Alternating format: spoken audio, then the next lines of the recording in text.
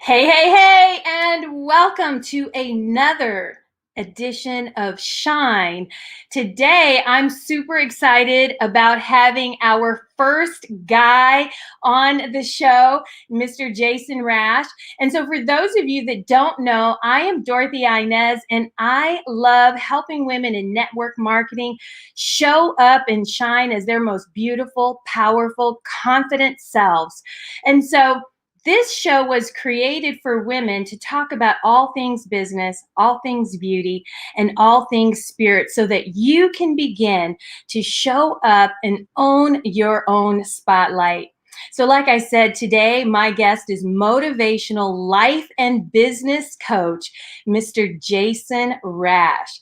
And you girls are going to love him, and guys that tune in. I know I get a few guys here and there.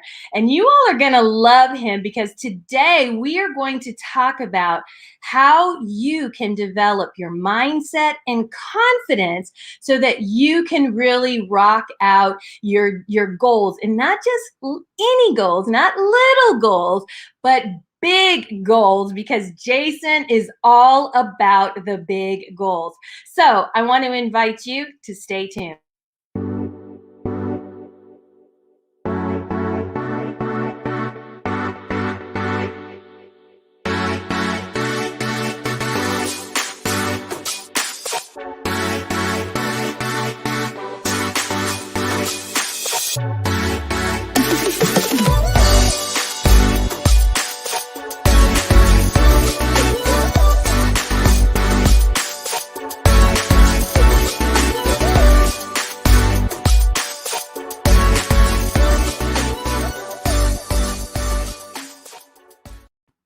Okay, so you got to see a little bit about Jason, kind of get a feel for who he is in that little short video. So now let me tell you a little bit about him. So Jason Rash is a high energy. And when I say high energy, he is high energy. He's motivational. He's a motivational life coach and business coach, like I said. He and his wife, Brooke, are self-made millionaires who started from the bottom, pulled themselves out of government assistance, and leveraged their free social media platforms to build a multi-million-dollar network marketing organization. Jason's energy is infectious. Yes, it is. And he tells it like it is. I'm telling you, you have to tune into his stories. Every day, Jason is funny. He's full of personality, and he's always bringing you what I call the juice. His mission is to empower people to take control of their lives instead of letting life happen to them. Please welcome my very first guy on the show, Jason Rash. Fans are going wild. Dorothy-Inez, thank you so much for having me. I really appreciate this. I mean, being the first male to the party, I'm just like, what up? Let's go. Let's do it. Let's do it. So yeah. my guys always bring a different kind of energy out of me. So I'm always appreciative of my men friends, and there's only a few of them. So Jason, you've got a lot to share with the audience today. So we are going to just dive in. Are you ready? Let's do it. Yeah, let's do it. Let's go. Okay. So tell us, you talked about being a self-made millionaire. Tell us how you went from that little trailer in the picture to being a self-made millionaire today. Well, I mean, it's wild stuff. Whenever you're in the moment, like you're in all of your like lack and all this stuff, like I was in the trailer, it's a situation where you can't really see out. So what happened was my daughter was born. That changed my life. She was born, I was 26 years old, and she was born in 2003. And I looked around and I was like, I really don't want this for my daughter. I don't want this. Like, I don't want her to repeat this, what I've got going on. And so I really pulled my act together. I really prioritized stuff. I said, okay, I have this vision. I really want to get out of this trailer. That was all I could see. It was like, I just need to get out of the trailer park. Because right across the street from me, there was a gentleman that was, he was a pimp. He had like young girls coming in. He was pimping them out. 2 doors down, there was a guy that had like a meth lab, or supposedly a meth lab. Yeah. And I was like, this is not going to be good. This is not going to be good. I can just see it. There's no way all these guys are going to improve. You know what? It's my New Year's resolution. I think I'll stop pimping out girls. I think I'll stop doing it. I don't think that's going to happen. You know what I mean? So I was like, I had to make some changes. And that was the first step, Dorothy-Inez. It's just really making that step and really making that change in my mind to like Mhm. getting to where I wanted to go. Hmm. And that was something you and I talked about, when we kind of did our pre-call, and you talked about your mind. Was there ever a time, Jason, that you didn't feel, like you struggled with your confidence and you didn't feel that you could do big things? Because if I recall, you had told me you were like, I always knew it. Let's talk about that. Tell us about it. Were So you when I was a born kid, with it? I don't know. I don't know. Because as far back as I can remember, my mom will probably tell you this, is like I would say my name, Jason McKinley Rash, Jason McKinley Rash. So I was like, it's got a ring to it. I'd just be riding down the road. And my mom would be like, why are you pronouncing your name? I was like, I don't know. I can just hear other people saying my name, Mom. It just sounds great, Mhm. right? Mhm. But I mean, like as a kid, we're always like, yes, I'm gonna be an astronaut, I'm gonna be a physicist, or I'm gonna be that dancer on TV or that fireman or whatever. But then like reality hits whenever you get older and like you realize that, oh my God, like we gotta like I actually gotta go to school. I gotta like graduate school, which I Mhm. almost didn't do. And then I gotta like actually go to work. But I can't like go to work to be the astronaut. Most people don't know how to get from the dream of wanting to be the astronaut to actually walking on the moon. Right, right. Because nobody really tells us how to do it. You just kind of, Correct. you think like the only path we're kind of guided down is that path of going to college and having that degree. It seems Yeah. in this day and age, it just doesn't work that way. So we've had to get a little more savvy, get ourselves a little more motivated, and really learn how to, work our hustle, especially right now during these times. So let Yeah. me ask you, some of the people watching may think network marketing isn't a legit career, not a career path. It's just something you do as the side hustle. Or, a lot of people sign up for just the discount.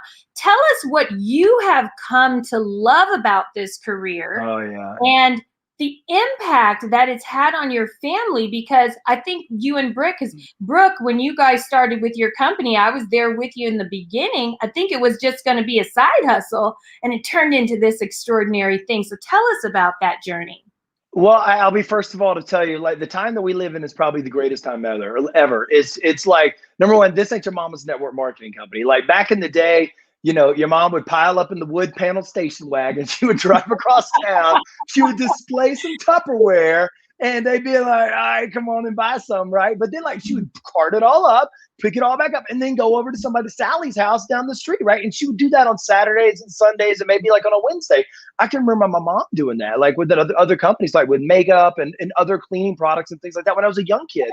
And this, like, we didn't have cell phones. We didn't have this device, right? Like, you can literally make $1 million from your cell phone right now, like right now with network marketing. So nowadays, the whole thing is flipped. The whole script is flipped, right? So, like back in the day, your mom had to have inventory. She had to go places physically. They can't even do that anymore, right? And so Mhm. now, instead of doing that, you can just pop online. Hey guys, I'm loving this product. Come check it out. Like, you need this product. I was suffering XYZ, but I've got solution ABC. Yo, come check this out, right? And then all of a sudden, right, it drop ships from another location. It's made somewhere, and it just drop ships, and boom, you just share a link, bang, bang, bang, bang, bang. Now, I will say this: network marketing isn't for everybody, and that's like saying accounting is for everybody. Nobody wants to be an accountant except a special rare breed of people. You know what I mean? Mhm.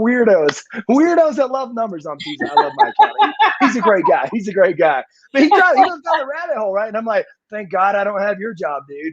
But I mean, Mhm. it's like it's not for everybody. Not everybody can deal with rejection, but it's something that if you're willing to learn, if you're willing to like accept it, like, okay, I've got to learn the skill of sales. I've got to learn the skills of leadership. I've got to learn the skill of how to talk to different types of people, people with demographics, people with different age gaps, people at different income levels, and be able to speak to all of them. Once you understand that it's a learned skill, you can go on and impact your life like forever. And now what it's done for us is obviously you guys saw us in the trailer park, and we had been making moves along the way, and we had gotten out of the trailer park. Our network marketing company didn't get us out of the trailer park, but we had gotten moved out of that trailer park era.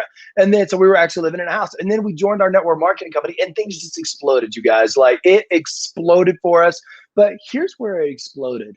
It exploded the moment that we had already put in 10 years of work building online, because we had tried to sell a raw food program. We had tried to sell fitness programs. We had tried to do like other little business adventures. They kind of went up, they kind of popped, and they went back Right. down.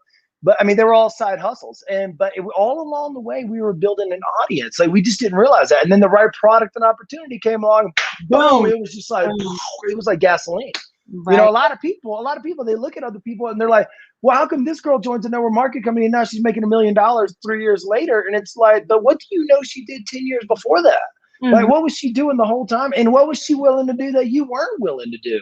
Right. I always ask people, yeah, absolutely. You bring up a really good point, Jason, is like when we go into network marketing is we bring who we currently are to the table. And so if you don't already, have sales skills or whatever may be needed, what I found is a person can have potential, but they have to be willing to develop. Like you had talked about, you got to be willing to grow, because what I've experienced in network marketing, direct sales, however we want to name it, is that there's so much, growth that happens. I'm a confidence coach, and my confidence has grown immensely, over this last year that I kind of by accident got into direct sales. It was just to, get a product to be able to do some makeup on people. And, I've grown tremendously. How has this allowed you to grow this, because it's only been like, 4 years that you all have created this multi-million-dollar organization? I think that, it's allowed me to grow, number one, as a person, right? So I've had to study like how I operate. Like you really find out who you are when you're running out of money. Do you go ask your mom and dad, or do you try to figure it out, right? And then you also find out who you are when you start making a lot of money. Do you treat people who don't have a lot of money beneath you? Do you treat yourself as if you're better than everybody else? And you'd be amazed how much it shows up for a lot of people. But for me, I think what's happened is I got to grow me. I got to work with different people. Yes, I've made some mistakes. Nobody's perfect whenever it comes to leadership. It's not like, you're going out of high school. I didn't go to college, by the way, but you go to high school and all of a sudden you graduate 12th grade. You are now blessed with great leadership skills, and they knight you. They don't do that, right? And you make a lot of mistakes along the way. And so for me, it's allowed me to grow as a person, but it's allowed me to pour into other people is where the true fulfillment is. Yes, I got fulfillment for me growing, but my sprouts and my roots will only go so deep. It's when I start to grow other people, and it's just like, it just becomes addictive. It becomes fulfilling. And so that's what network marketing has really, really done. Like for me. And I'll be honest, it's kept me busy. It keeps the snakes off. As my dad used to say before he passed away. It's like, dude, you got to stay busy, baby. It's going to keep the snakes off. So there's that. Yeah, and and like I love what you're saying is that it has allowed you and Brooke to essentially continue what you were doing before, which was having this heart to serve people. It just looks different. You were doing it before with your raw food thing. You were serving people, and now you have this new thing that you all have been doing. And you're serving people, you're developing people. And this is what others I feel like don't understand about the industry. So I really love that you've shared that. So let me ask you this. So for 10 years, over 10 years, you've worked with mostly women. Now, network marketing, and in my particular audience, I have a lot of women who struggle with confidence. And so when you're dealing with women who have this issue with confidence, this fear of the no, how do you help them gain the confidence and mindset? What kind of advice would you give them so that they can go out and really thrive in their business, whether it's network marketing or whether it's just a coaching business? Yeah, absolutely. And that's a great question too. I think a lot of people, we're not trained to deal with rejection. So I teach the women that I coach.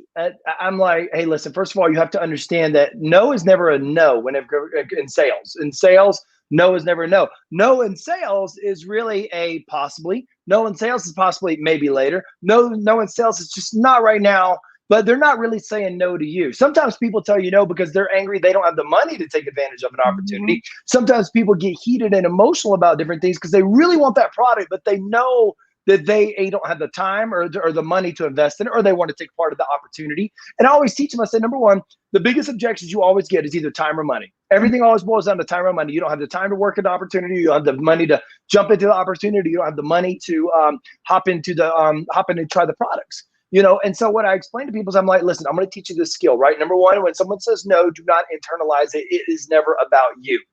Unless, of course, you're purposely and intentionally being evil and mean to people, which I don't, I try not to surround myself with those type of people. You know what Right. I'm saying? Right. But I teach them that, the first thing. And so once they understand that, and once they understand that they're like, when they're saying no, they're not really telling you no, I teach them the question, like, what is it they're really trying to say? Always ask yourself, what is it they're trying to say?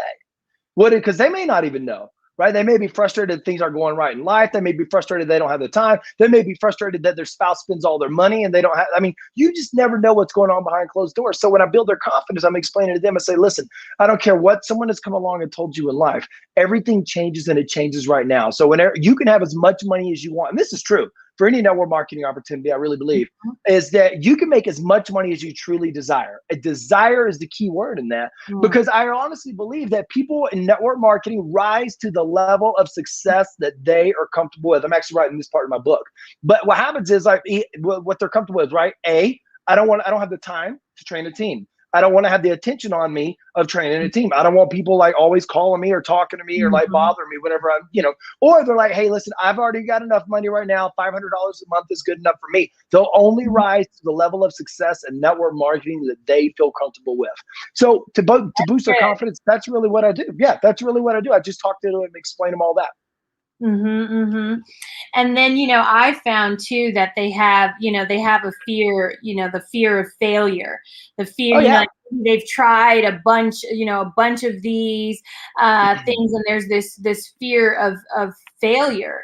And so, and one thing I notice about you is that you also you do a lot of mindset work, just following you in your stories. You're reading books, like you're reading a book right now that I had to go download the audio to, Ray Higdon book. And so Sure. what are some of the things that you've done to develop your own mindset that these women, who are struggling with the confidence and the mindset, what are some things that you do on the daily to be in this position? I will say one thing. So what I do is, I believe that the more people are scared of success than they are to failure. I don't believe people are really scared of failure. Because the only way to fail is to just not try. That's the only way to fail at life. Yes, you're going to lose a lot. You're going to lose a lot. That's just how life goes. But I teach people this, like, dude, for every time I lose, I'm grateful for it, because I always learn something. Number one. So mindset, everything starts in the mind. Everything starts in the mind. You cannot ever be successful. I said this from the stage at our last company event in front of 8,000 people. I said, in order to have greatness, you must first claim greatness, and you have to claim it right here in the mind. You have to before anybody else. I was bullied as a kid. I was beat up. I was punched. I had like my glasses like ripped off my face, and people coming through my car window and beat me up. Like, I was the skinny kid in school that was never picked on the basketball team. I sucked at sports. I was just picked on. Dude, last name Rash. Come on, man. It started. Who knew? Right. Who knew? Jason Rash, rock star, bully. Come on. I'm telling you. I'm telling you. So I think everything starts in the mind. Like, so I read books because like I told you before, people are going to rise to the level of success that they feel comfortable with, right? So I just keep rising. I keep going, because what happens is I'm like, oh God, I have this like internal barometer. I'm getting a little too comfortable. I just jumped into real estate, by the way, and our screen is reversed here, so it's on this side. Like, these are all the properties that I bought. I bought 4 in 1 month. I've never done real estate before. Like, never once. And I said, okay, in September of 2020, I was like, I'm going to go do real estate. So on October 26th, I made a goal. I said, here's, October 26th, my birthday. That's your birthday. All right. I love it. Happy 29th. So what happened was, I put the goal up there. I said, I put 90 days from October 26th, I'm going to buy my first house. I'm going to do it. I had no idea how I was going to do it. I had no idea where I was going to find it. But I believe if you're willing to get your hands dirty first, God will show up and bring the dream to life. So many people are not willing to do that. They're so willing to buy their excuses. I'm going to buy the fact that I don't have the time. I'm going to buy the fact that I don't have a supportive husband. I'm going to buy the fact that my sister and my mom and whatever, they think that I'm a loser because I'm doing this network marketing thing, whatever it is I want to do. I'm going to buy that, and I'm going to live that dream out. Or this is the one that a lot of women buy. I'm going to buy the struggling single mom story. Like, I've got a lot of people on my team. I had one girl one time I was coaching her, and she's like, but I'm just a struggling single mom. I'm just a struggling single mom. And I stopped and I was like, of course you are. She said, what? I said, of course you are. So what Mhm. do you mean? And I said, you are what it is that you say you are. Yep. You are the struggling single mom because that is the story that you believe. And she paused and started crying. She said, I've been living like this for years. I didn't even know it. And I said, you got to stop telling everybody and yourself that you're the struggling single mom if you want to stop being the struggling single mom. Right, right. It's the power of our words. I always tell, people that I'm around, and I always invite my girlfriends when they catch me, the power of our words, because they're life. They're either life or death. The scriptures say it's life or death is in the power of the tongue. So what you speak about, what you think about, you bring about, and so powerful stuff. And you brought up another really good thing, just listening to you here, is you said when it came to your properties, you just said, I'm going to make this goal and I don't know the how. All I know is that I'm going to do it. Yeah. And so this is where I see a lot of women and even men, they get stopped on the how. They're like, oh, that's a great idea, but how? And I feel like the dream begins, Jason, you tell me, if you agree, the dream begins the moment we give ourselves the yes. Then it allows the energy of the how to come through.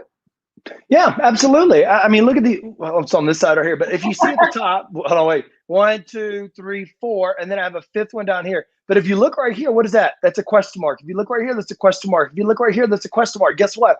I'm already moving on to the next thing. Like in my mind, I've already moved on. I'm like, where's property number 5? Where's number 6, number 7, number 8? Where are they at? Where are they at? I'm gonna find them, right? So I Mhm. believe this is what I believe about life. I believe number 1, that our minds are more powerful than anything. Number 2, this is weird, but I'm just going to tell you anyway, and I'm going to do this on live TV, Weird. right? This is so weird, right? I believe that we send out this frequency, and our bones conduct a certain thing to push the frequency out, and it attracts and brings back into what it is that we believe. Like I Mhm. really believe that. So but you have to override the how, right? So like, what happens in our mind is we like, okay, we're gonna set a goal immediately. We're like, big goal. Okay, I'm gonna add color. I'm gonna add sound. I'm gonna add. Okay, I can't do this goal. And then I gotta. Okay, I can't do that. Oh yeah, but no, no.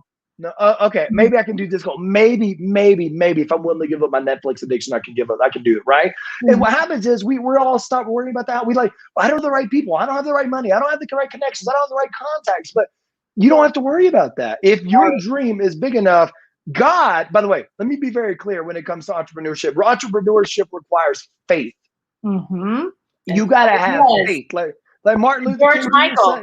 said, yeah, Martin Luther King Jr. said, you don't have to see the whole staircase. And this is what everybody's problem is. Like, I want to see the whole staircase to the top. You just gotta see the first step. Yeah. Like that's That's legit. so Yeah. good. That's so good. Write that down if you're listening. Write that down. Great quote. Great quote. I love it, Jason. I always love your energy. So walk us through a day in the life of Jason Rash. Sure. So where's my notebook? So number 1, I have a journal. I write down my goals. First thing I do right when I get up though is I don't write my goals down. Some people are like, I write my goals down right when I wake up. That's great for you. That's not great for me. So what I do is I wake up, I go down and I stretch because I'm like, I like to do a lot of things. I like to work out. I'm pretty active. I actually installed a stand-up desk. So I'm stretching in the mornings. I'm doing some deep breathing. I'm thinking about my day. I'm being intentional. I haven't written anything down. I go get coffee. Like this is really important. This is part of my ritual. So I go get coffee. I read the Wall Street Journal because I got to keep up on trends. And here's the great thing about the Wall Street Journal. It has a section that comes out every single Friday called Mansion. Now, this is where I love to do some big dreaming, girl. This is like $28 million homes.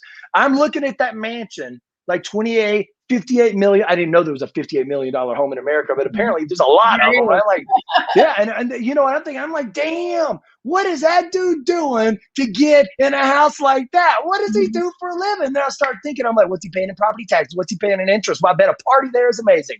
And I just start thinking, and I'm just like getting my mind going. And then I start looking down. I'm like, okay, 7 million, 5 million, 8 million, 10 million. I'm taking pictures. I'm looking at stuff. I'm cutting them out and I'm dreaming.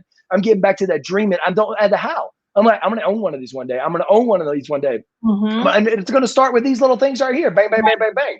And Right. so I do that. Like I do that on Fridays, but every day I'm sitting down, I read the Wall Street Journal for about an hour. And then I'll read I read a book. I start reading. I have a little music playing in the background. I'm just sitting there reading and chilling. This is the most calm part of my day ever. I can get a hold of myself. I'm not answering emails. I'm not looking at social. That's the first thing I don't do is like, I know people that wake up and they're scrolling social for an hour, my wife, but I scrolling social for like an hour, right? I don't do that. I don't do that. I look at social. I look at my top 4 notifications, bang, bang, bang, cool, done. I check my email. I check my bank account every day. I look at my bank account like multiple times per day. And then I'm checking email for like a moment. Okay, not important, not important, not important. Boom, I get something from my accountant, fire out the email. I'm done. Put my phone down and I focus on me. I take time for me. And that's the most important thing. And then at 9 a.m. by the way, I eat the same thing for breakfast every single day. 3 eggs, 2 pieces of toast, peach ginger jelly. I wipe it on there, make a sandwich, boom, I eat it. Same thing every day. Every day. And then I go to work, 9 o'clock, boom, I'm out the door. 10:30, I'm at the gym. Wow. That's how I roll. Yeah. And then I'm rolling. I'm doing like interviews like this. And by the way, thank you for having me. And I'm also doing like little things for my book. I'm talking to my accountant. I'm trying to do some strategies with other people and things like that. And then, I'm hanging out with my wife. By the way, I just incorporated this every single Wednesday I take off. So I set my whole entire week up to where I do all my out of the home stuff on Tuesday. And I take the whole entire day off on Wednesday so I can spend my wife. This is a little different because you asked me to do this interview with you. But other than that, yeah, I don't normally do this kind of stuff on Wednesday. I'm hanging out with her, watching a movie or something like that. Thank you. We appreciate it. And thank you, Brooke, for letting us have him for 30 minutes. This is wonderful. And I love how you said, you take time for me. I take time for me because so many women forget about themselves. They get caught up in the doing. And I can be guilty of that myself. Like today, that's why we're doing this later today. I had an errand to run and I thought, I'm going to come back and hustle. And I messaged my girlfriend. I said, you know what?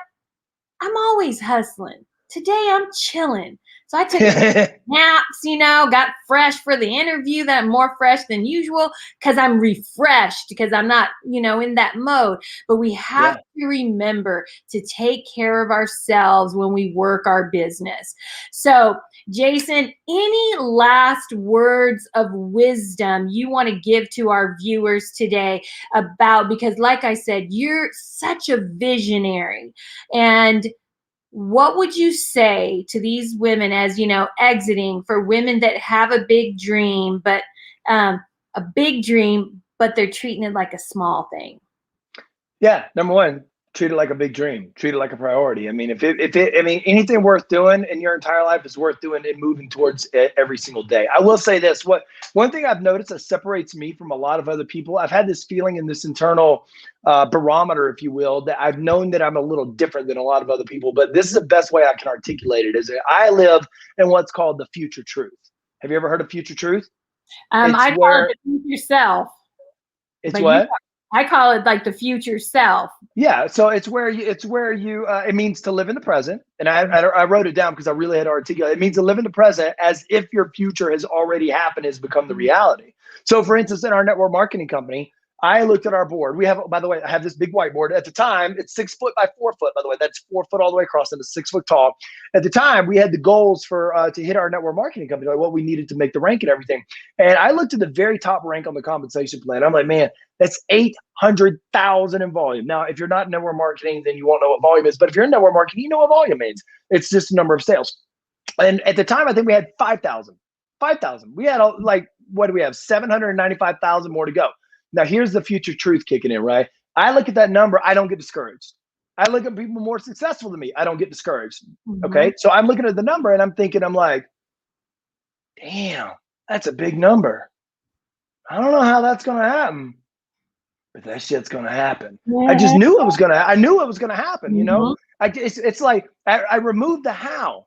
And I just work towards a process every single day because the how is always revealed. It's always being revealed. And I'll tell you one thing that I've learned about business. I learned this from Donald Trump, reading one of his books, and he's an excellent businessman. And I'll tell you, I learned that you have to always keep your eye on the goal, but you have to always be flexible in your approach. Things are going to shift. Things are going to change. Where a lot of entrepreneurs and network marketers and everybody gets tripped up is they believe things are always going to be a certain way. They believe that the path that they're on is always going to be the same path. Things change. Companies change. Economies change. People change. And people don't understand that. And part of my vision Part of my vision is I want to write a book. I want to speak on stage. I want to buy hotels in Miami. I'm going to like take all these rental properties. I'm going to get 400 of them. Then I'm going to seed apartments. Then I'm going to take all that money. 10 years later, I'm going to seed hotels. So like by the time I'm like, what am I, 43? So by the time I'm like 65, I'm going to be buying hotels in Miami. Right? Hey. Yeah. Now let's hope a hurricane doesn't come off and like wipe Miami to the ocean. But if it's not Miami, I'll go to LA. You know what I'm saying? Be flexible in your approach. Yeah. Always be flexible.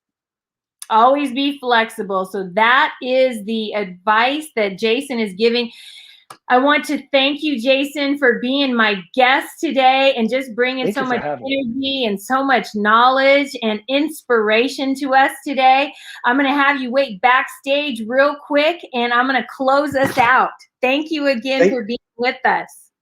Thank you for having me, Dorothy-Inez. It was an absolute pleasure. Thank you. All right, so I hope you all enjoyed the wisdom that came through from Jason. I want you to comment, make a comment, let Jason know how much you loved him. What did you take away from today? Drop it in the comments. Also, in the comments of here, there's a link to where you can connect with Jason further if you want to follow him. And I just want to invite you to join me again next week when I am going to be having Candace Smith on. Candace is an expat and entrepreneur. She's living abroad in Istanbul, and she has an amazing story to share with us next week. So until then, I hope you will come back, connect with me at www.dorothyinez.com if you want to know more or connect on a deeper level. Have a very blessed day and keep on shining.